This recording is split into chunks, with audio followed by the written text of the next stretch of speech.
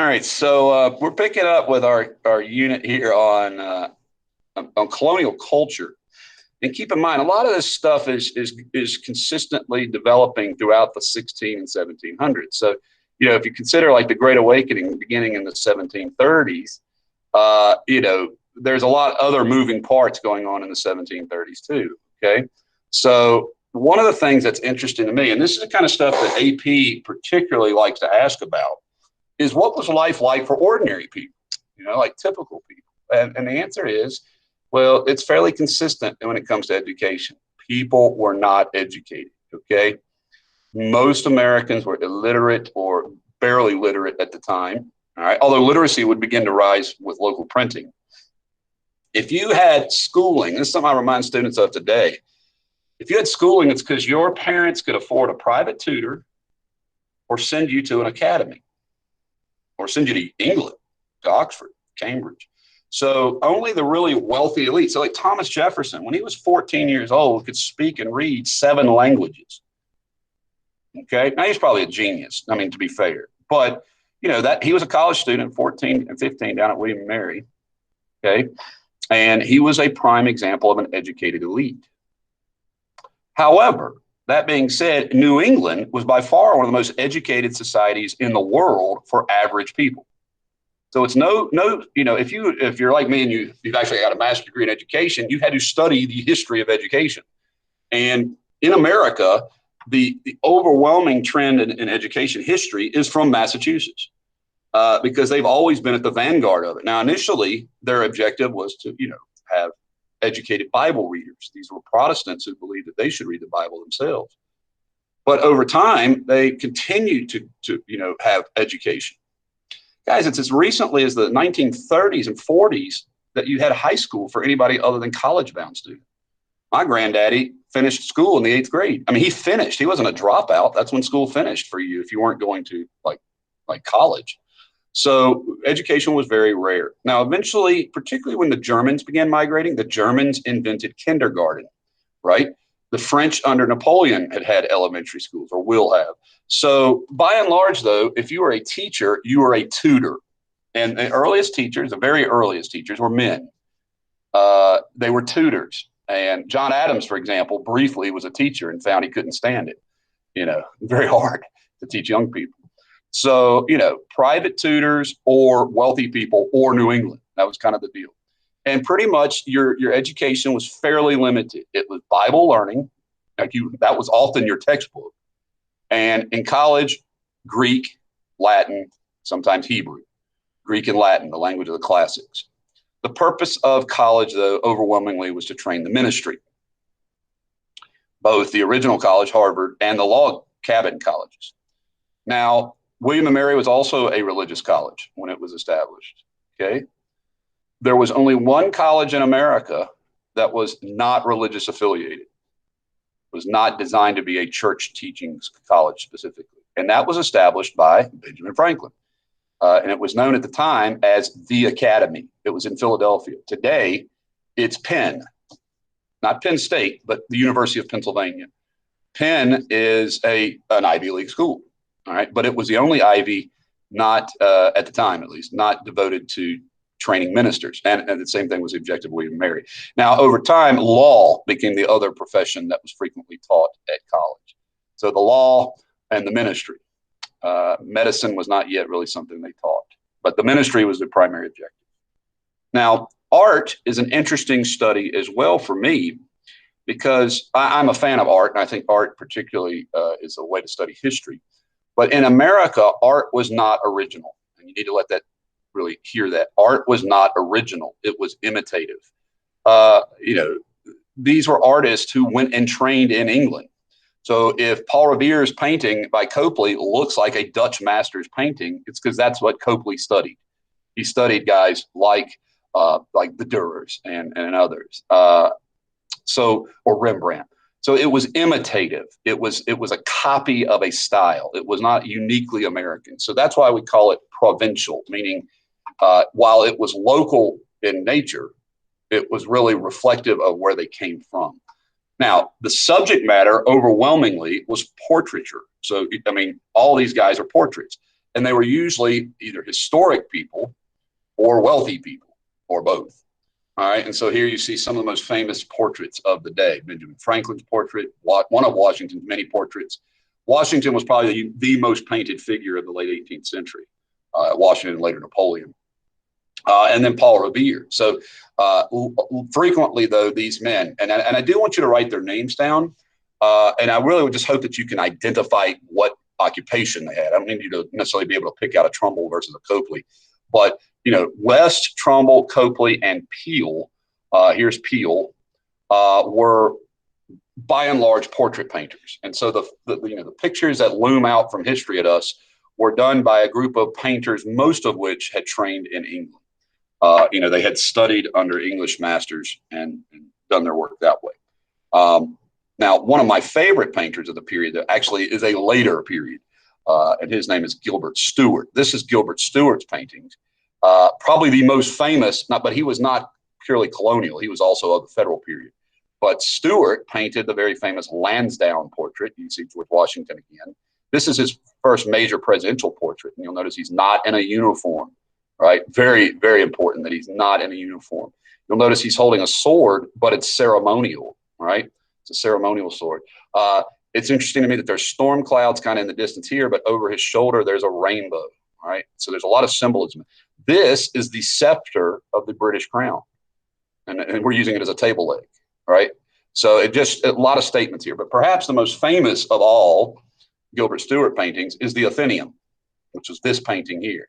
Well, if you invert it, it's this. And so you guys may be carrying some Gilbert Stuart paintings around with you. The dollar bill, that's this. So lots and lots of portraits of famous people, okay? But very imitative, very provincial. Now, another thing that was very localized was architecture. It too was imitative of Europe. So what's interesting is you could have been wandering through a German town in Central Europe and come across this house, right? Well, it's a German house in Pennsylvania. The first period English that was seen in New England, in Massachusetts, is exactly like the houses they left in England. So it kind of makes sense. It's like they took the model and style of house that they had and brought it to the New World. But perhaps my favorite colonial architecture is right here in good old VA, right here in the Commonwealth, and it is called Georgian, and that is named after the King of England, King George I and George II. And it's this lovely red brick gambled construction. And so our capital in colonial Williamsburg, William and Mary's entire campus virtually is in Georgian. And then, of course, one of the most beautiful homes of the period was Westover.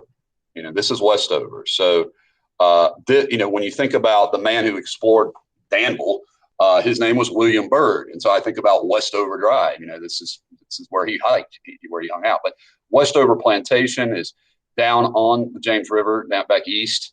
And you can see right here is the river, right? And so this is typical for a vast planter's estate. They roll the hogsheads of tobacco right down here to the river. And these beautiful brick buildings. So lots of and this looks like an English manor house, which is exactly what he wanted it to look like, English manor house. Jefferson is completely unusual because he creates an Italian villa on top of a mountain here in Virginia, as opposed to an English villa. So that's different. Okay. Now, what's considered by many to be our first, truly American writer, and by that I mean not writing sermons or letters, was a slave. And her name was Phyllis Wheatley, and she lived in New England, in Massachusetts, and she was taught. She was literate. She was able to read and write. She was Christian, and she was a domestic. And she became so successful in writing that she wrote a collection that was widely read. George Washington had a copy of her poems during the American Revolution. And so her name is Phyllis Wheatley. This is Phyllis Wheatley, Wheatley being her master's name. And she wrote what was very useful, I don't say propaganda, but it was a useful kind of narrative that if you were a white master, you definitely liked reading this stuff. 'Twas mercy brought me from my pagan, godless land. So she's talking about Africa.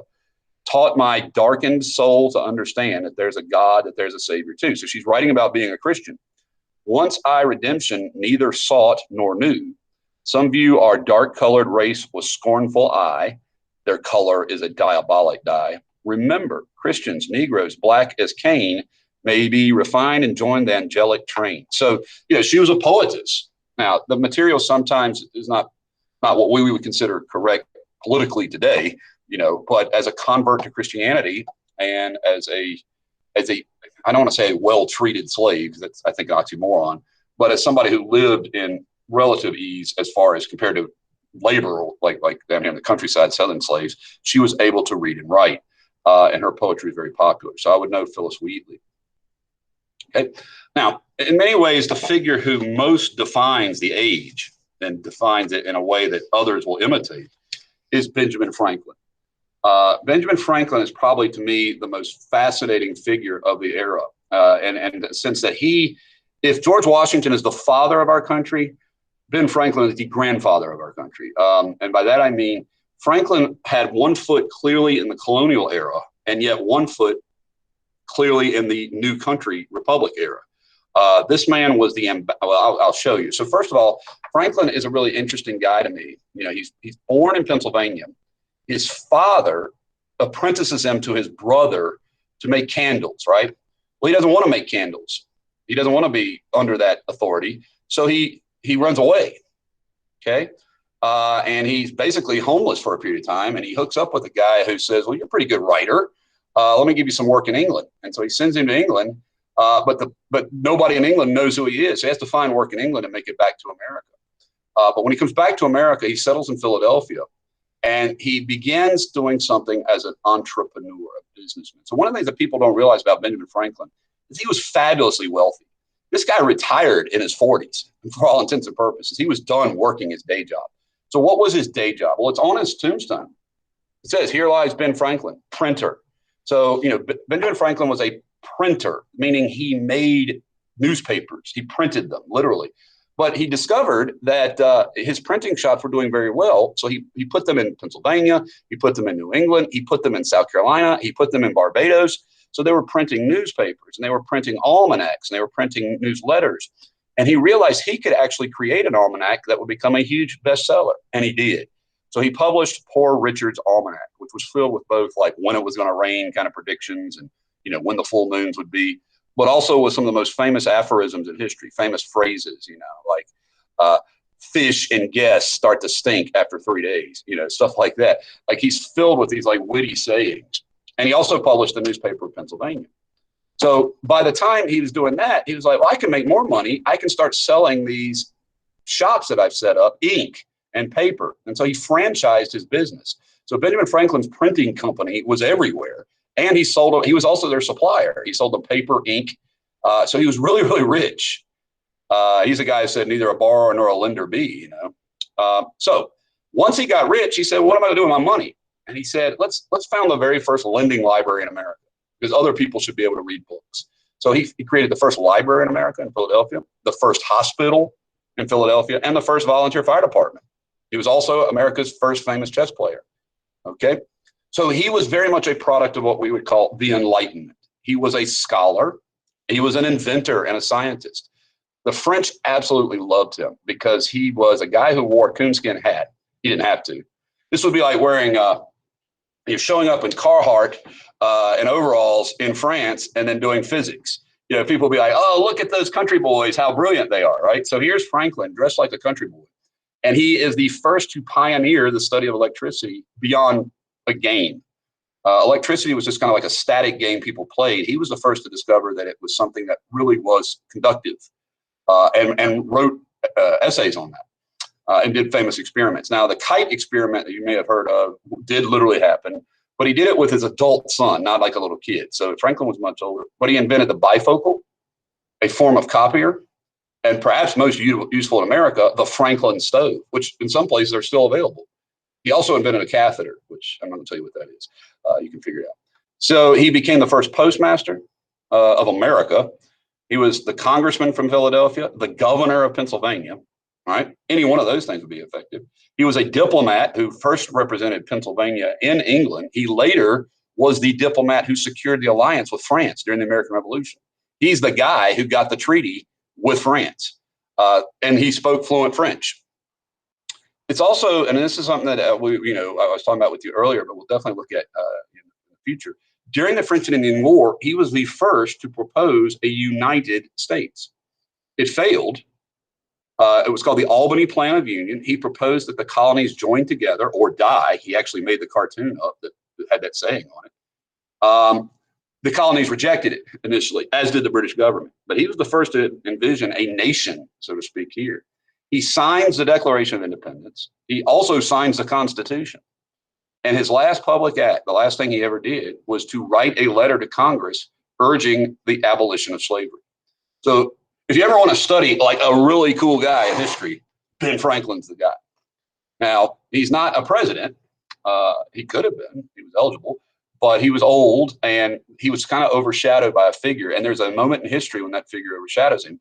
He gives George Washington ceremonially his walking cane. And it's like the passing of the torch.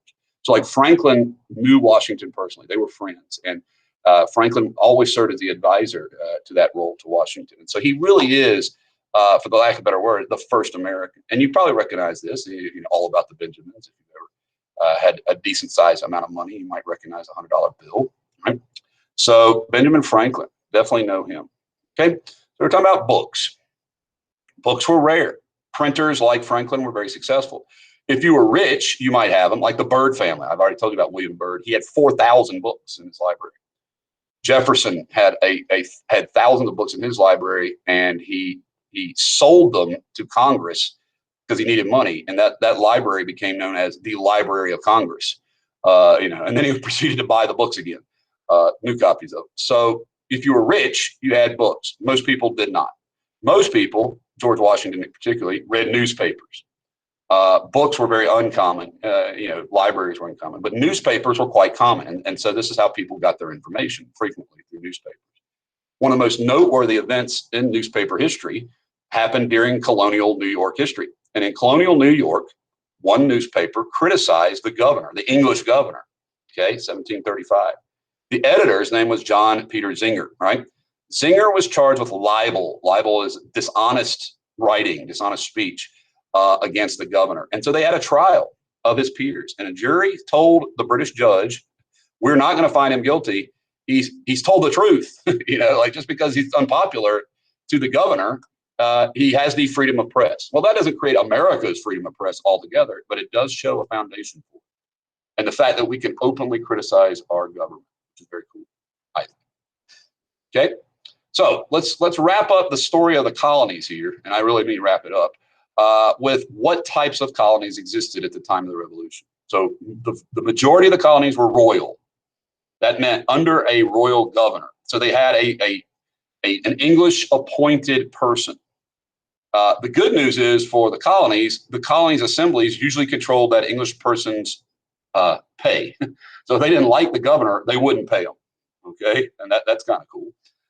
Proprietary, that means owned by a person or a group of people. Maryland, Pennsylvania, and Delaware. And then the two self-governing colonies, Connecticut was going to stick it to Massachusetts, and Rhode Island, both of those.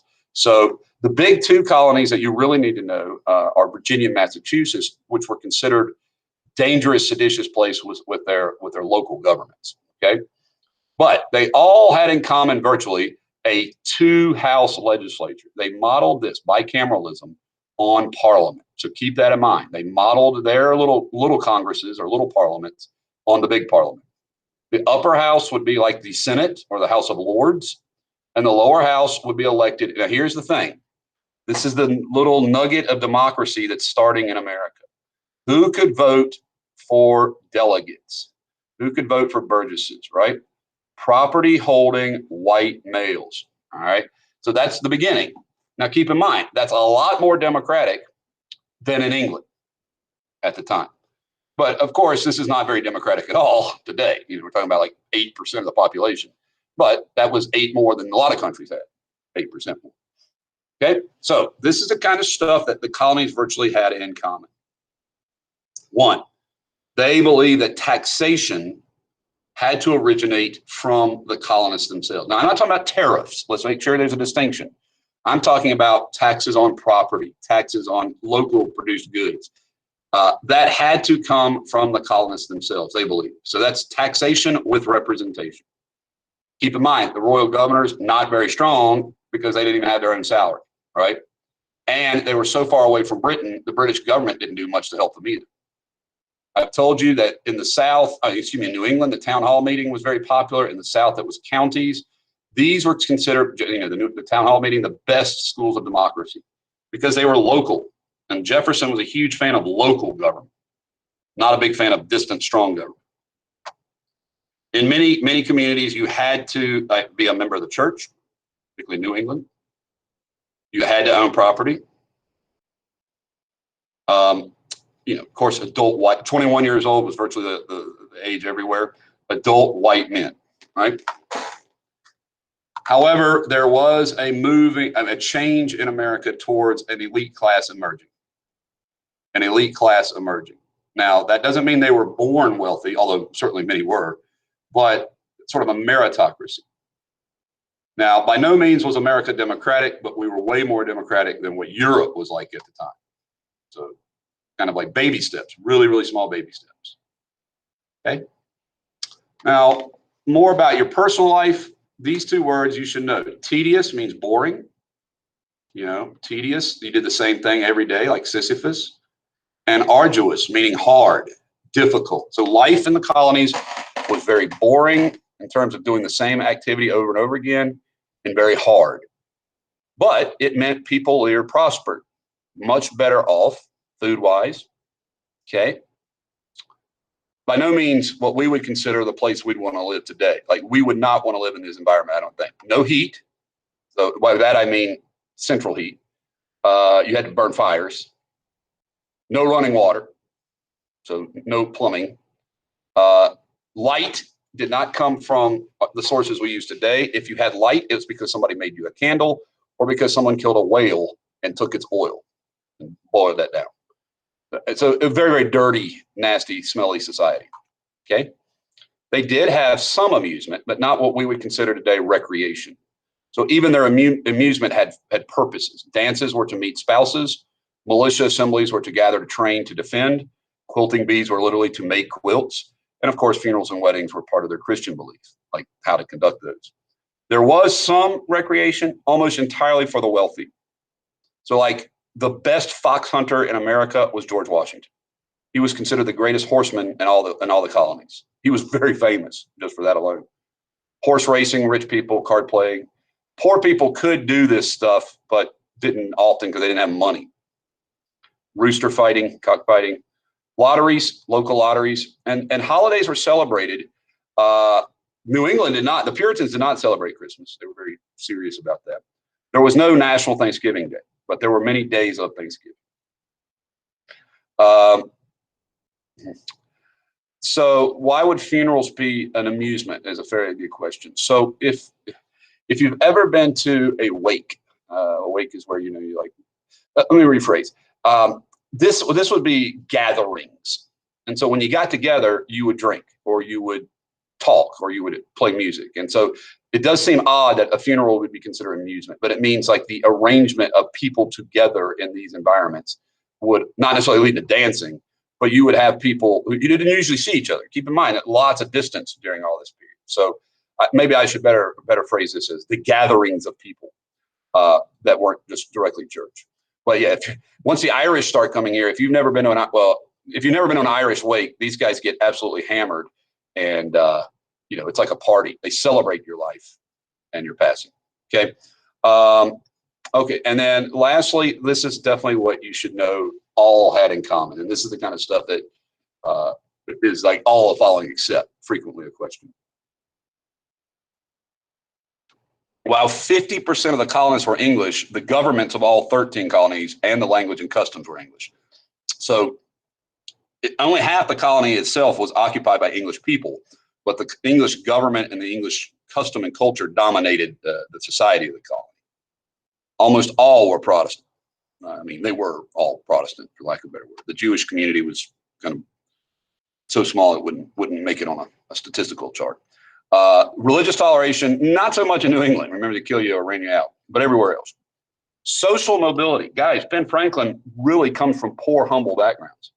John Adams, average background, right? Alexander Hamilton, a bastard brat of a Scotch peddler. That's what John Adams called him. You know, that guy was literally an orphan who came from nothing. Okay. Over time, communication and transportation got better, although it was by no means great. Keep in mind, rivers primarily. So there were some things in common, as you see, but some of the other things they had in common was they were 3,000 miles away from England, which meant if you were 3,000 miles away from your folks, you would probably chart your own path too. And that's what they started doing. They start charting their own path, right? So that concludes our sort of vast discovery of the colonial lifestyle.